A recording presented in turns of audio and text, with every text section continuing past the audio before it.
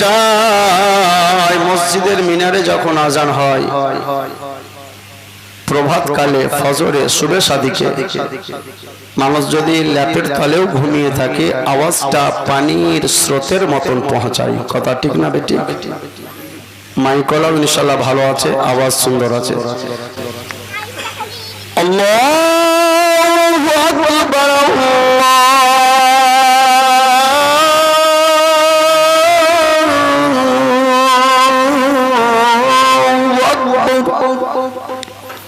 মসজিদের মিনারে যখন আজান মুয়াজ্জিন সাহেব দেন তখন দেখবেন আওয়াজটা এত সুমধুর লাগে।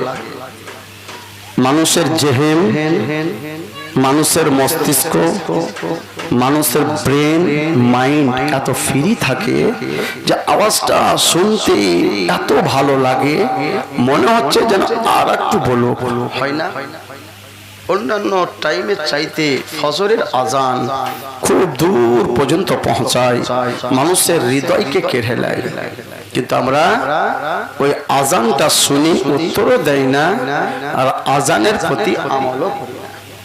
যার জন্য লেখক কি লিখছে শুনুন।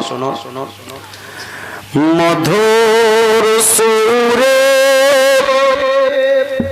দাও গো আজান,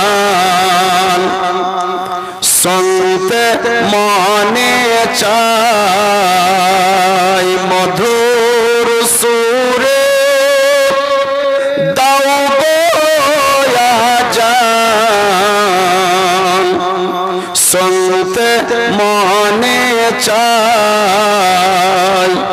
উঠো বেলাল মিনারেতে, উঠো বেলাল মিনারেতে, সময় চলে যায়। মধুর সুরে দাও গো আজান, শুনতে মনে চাই। বেলাল বলে আজান দিলে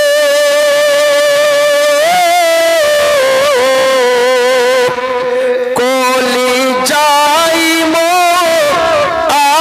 আগুন জ্বলে। নবীর ইন্তেকালের পর বেলাল বলছে তোমরা আমাকে বলিও না, আমি নবী হারার পর মর্মাহত আহত।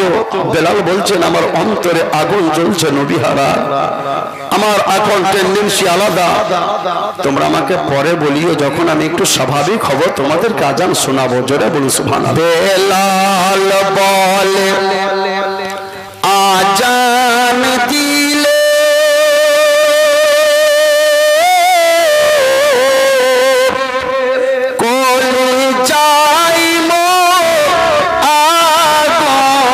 জলে। বেলাল বলে আজান দিলে কলি যাই মো আগুন জলে। কে শুনিবে আমার আজান, হায়রে কে শুনিবে আমার আজান। নবী নাই দুনিয়ায়, মধুর সুরে দাও গো আজান, শুনতে মনে চায়।